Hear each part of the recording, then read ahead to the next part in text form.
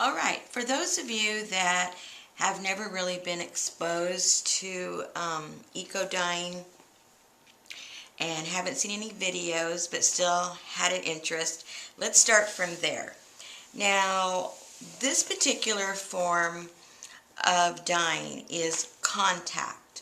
For instance, what we're going to be doing is we're going to be taking leaves and flowers and branches, whatever you have accessible to you, because depending on what part of the country or what part of the world you live in, you're going to be dealing with different plants. So in short, basically it's taking, in this case we're working with papers. It can also be done with fabric, but this is geared toward paper. It's taking a piece of paper and sandwiching whatever it is you want to print and having it touch, because remember, the only thing that's going to print is what's touching. So this is basically what we're doing. We are transferring this print onto a piece of paper. So a lot of times people will use the terminology printing and dyeing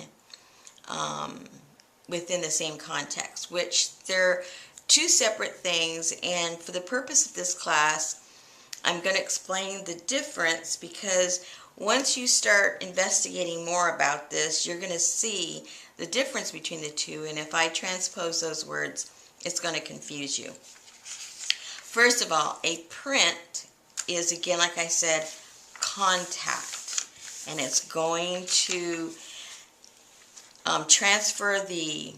print and transfer the colors and the shape to the paper. Dyeing is if you took the same leaf or flower and you were to, in one fashion or another, extract those colors, usually through boiling, then you would end up with a dye bath, basically, because it would extract the colors. And then if you dipped this into that, that would be dyeing. Most of you that come from the junk journal world, you know you already do that with coffee and with tea. You are dyeing. You're not printing with the coffee and the tea.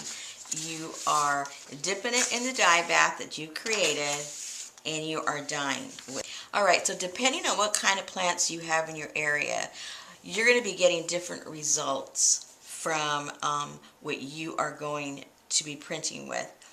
And that's why this is not an exact science, by no means. Even I have trouble replicating exactly what I've done more than once, because there's so many variables that contribute to getting any one result.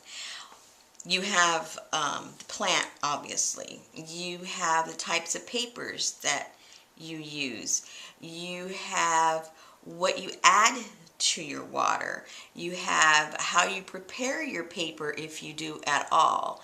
And so all of these things create a situation that will influence your prints. And then the different plants that you put together, because I rarely put the same plants all in one bundle. I have various ones, so those also have an effect on your other plants. So that's why this takes so much experimenting to find out what you like, and that's why taking notes. I wish I had taken notes from the very beginning, which I did not. I didn't know that I was going to enjoy doing this so much. I did it kind of on a fluke just to try it, and I really wish I had kept notes. So if you think this is something that you're going to pursue, that it isn't just a one-time thing, but you really want to create certain looks and certain colors on certain papers, then by all means start now at the very beginning by taking notes. And what I did in my workshop is I had them, when they placed their leaves, I had the fine point Sharpie, and I had them write down what the plant was, because you think you're going to remember what the plant is, but you know, after you have boiled this thing to death, it does not resemble what it started off looking at, and what you thought you remember, you don't remember. So if you're going to keep a record, that is, I have found the easiest way to do it. Just put a notation of what the plant is, and if you prepared the leaf in any particular way, which we'll get into later, then you can also put that notation. So that's the first thing. Second is the papers. There are so many different papers that you can use. I started off with watercolor paper because I had read in a blog that that's what you did. So I did it with the watercolor paper, and it came out just fine. But since then, I have used practically every kind of paper that I own. I will show you some examples here off this pile. I've used everything. For instance, this is thick cardstock. That's what this is. The real thick stuff. I don't know the exact weight because I got it at a thrift store and it was just kind of bundled up. But it's cardstock. And so you can see how it prints on this just fine. Cardstock, I like working with that. Now these are envelopes. Envelopes, you would think, well, they're going to fall apart. Well, they don't. And these printed just fine. These, I think, had been also, most of these papers I get at thrift stores. And I think that this was probably like an invitation to something, you know, like a wedding or something like that. And so I used quite a few of these, and I liked the way that these came out. Now this is just the cheap envelopes that you can buy anywhere. You know, you can get it, you know, Walmart or anywhere. And this prints nice too. It held up very, very well. These here came also from a thrift store, and they look like they were probably just some cards or something like that. But again, holding up really well. All right, now another thing I like to use is manila folders. They hold up really, really well. I think it's probably one of my favorite things to print with. Now with some of these, this is when I was first starting, I didn't know what was going to print, what wasn't going to print, and so I put the leaves on there very sparingly so that I could identify them.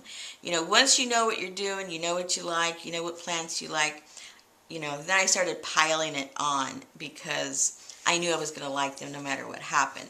But at the beginning, I would suggest that you place fewer leaves on your papers so you can identify them in the future to know, okay, I like how that looks, or no, that doesn't work for me, I don't want to waste my time, you know, with those particular leaves.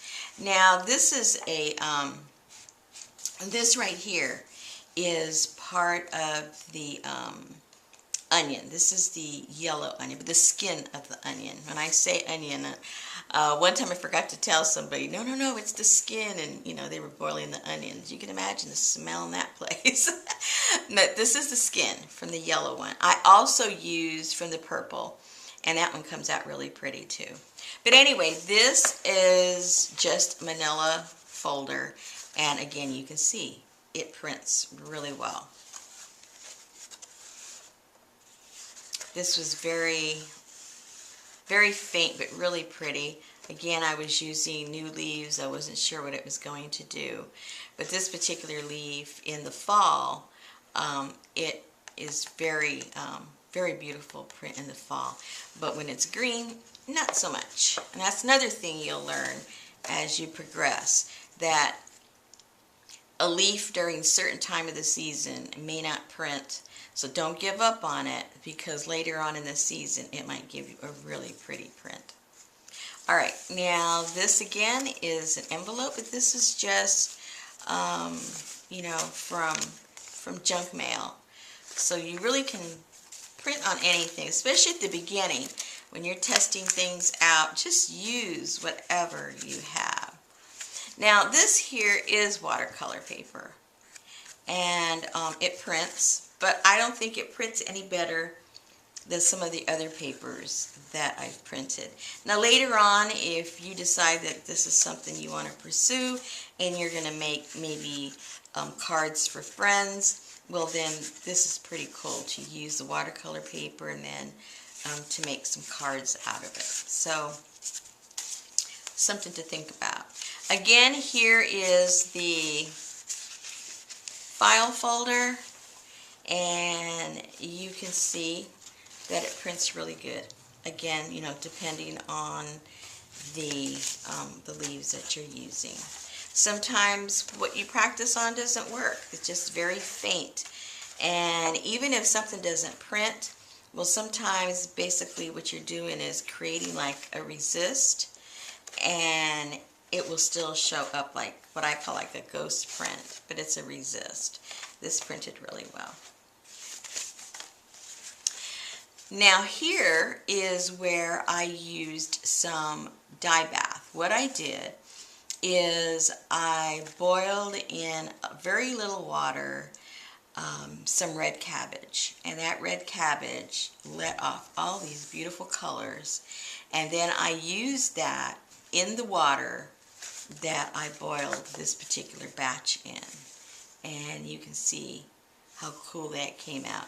And I think in this one I also put some beets, so it's beets and red cabbage, and I think this came out pretty cool. Now this one is also watercolor paper, and I love the way it came out. And unfortunately, this is a weed. It came out in the spring, and I would say it only lasted maybe about, at the most, 2 or 3 weeks, because I printed these and I go, oh wow, these print really beautiful.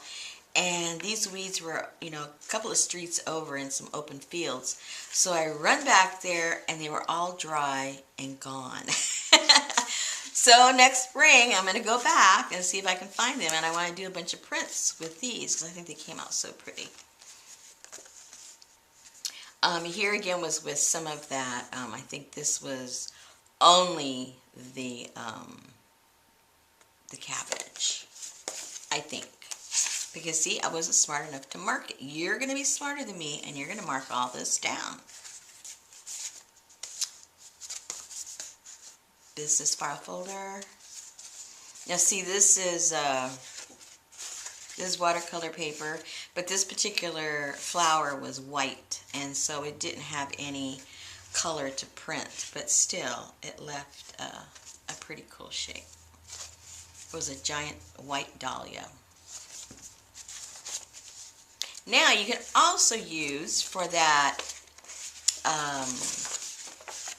scrapbook paper you don't like anymore, if you have one side that's white, you can use those. And I did quite a few with some scrapbook paper that was white on one side, and it printed really well. Obviously you can see this printed really well. So that isn't like you have to run out and buy all this specialty paper. If you're already into junk journaling, for instance, or mixed media, you have all the paper you need to practice on right now. And then once you get a feel for it, then if you want to go out and buy something special, well then you already have the tools so that you aren't wasting your money on paper. Now this is also watercolor paper, and this is Rose of Sharon. And this is a pink flower, and you will find out that most pink flowers and red flowers, when they print and dye, they come out different shades of blue, and it's been pretty consistent with the ones that I've used, and it comes out blue. I haven't investigated yet as to why. I just know that is what has occurred for me. Now this is a cardstock, just the regular cardstock that we all buy, not anything any thicker than just the normal cardstock. Now this is mixed media paper, and I love how this comes out. It's not too thin, it's not too thick. I like the way the colors show. Now this is a hydrangea, and that came out pretty cool. You can see all the little leaves. And these were from mulberry tree.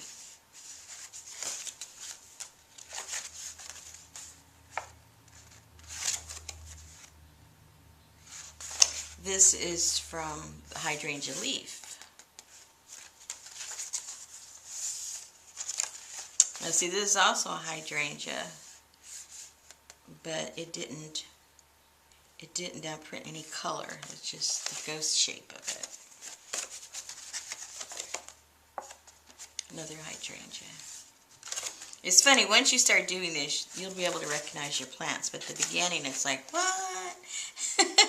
This is just Boston fern. It didn't print a lot, but you can see it, and it came out a really cool green. And then these blues here are petals from a red rose.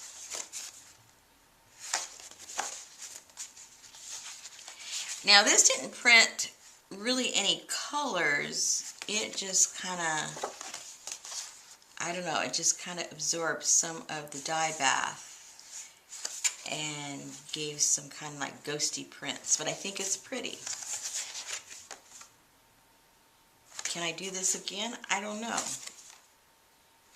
I don't know what plants I used on there. I just know they didn't do any printing at all. Now it may be the paper, because this also, I didn't purchase this paper, so I'm not sure what it is. It feels like a cardstock, but it reacts different to the plants.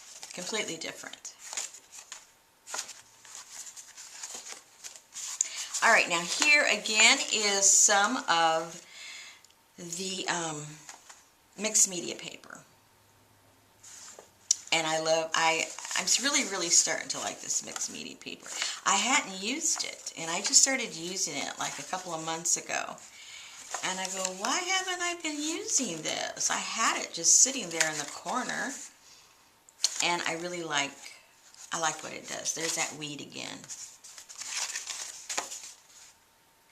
Again, here is this blue is from the petals from a red rose.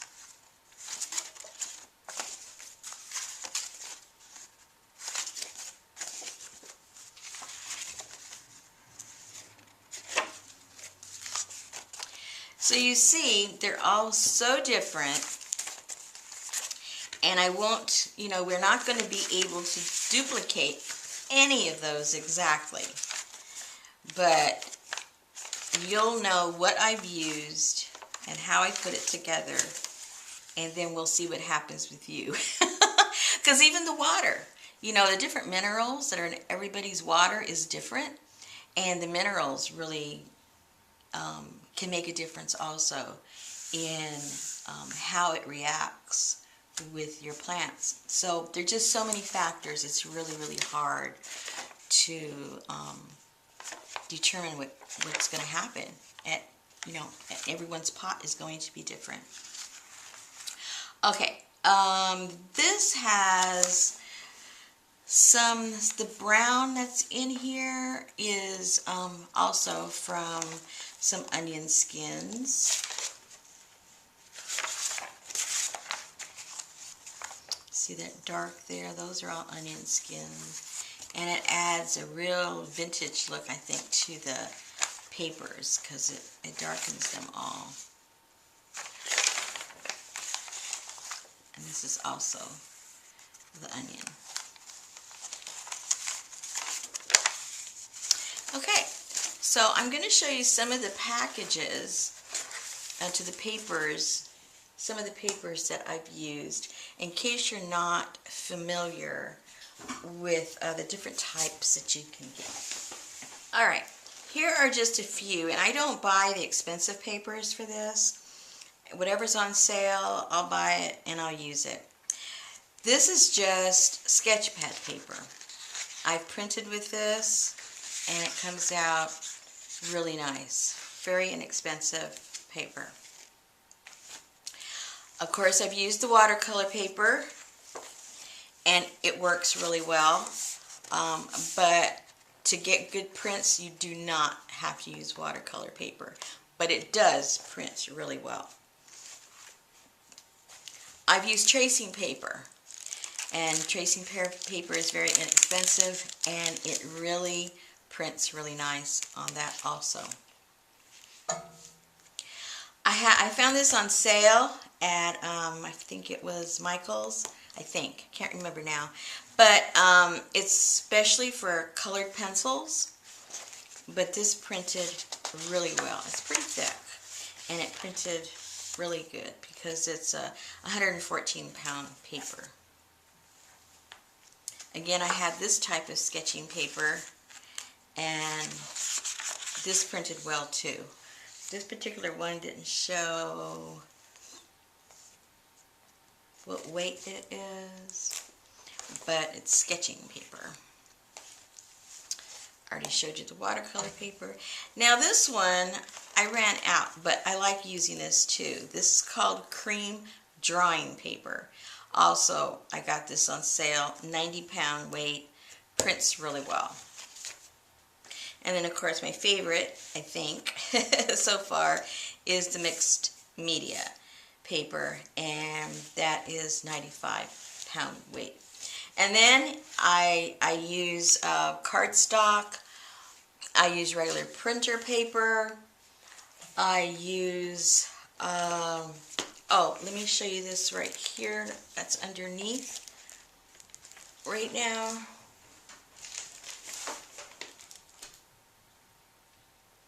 This right here is rice paper.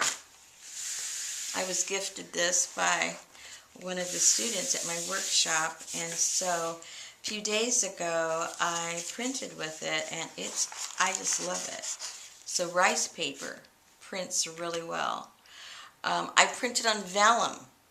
It will wrinkle up because the heat, you know, kind of makes it kind of wrinkle, but I still like it. I like using it, and it's just kind of a cool print that it gives. What else have I used? I think that's about it. I use, like I said, junk mail. And I use pages from books. I use that a lot, and it print really, really nice. All right, so that covers pretty much the types of papers that you can use, and letting you know that your outcome is going to be varied by the kinds of papers you use, of course the leaves that you use, the content of minerals that's in your water, you know, even the pot that you choose, there might be some residue of some kind, and you're not going to duplicate a print that you like exactly again. You might get in the general ballpark, you know, as far as the paper and the plant and what you did, but it's always going to be a surprise, and it's always going to be a pleasant surprise because you're going to learn each time. Okay, so that is your information about your paper, and we'll go on to the next step.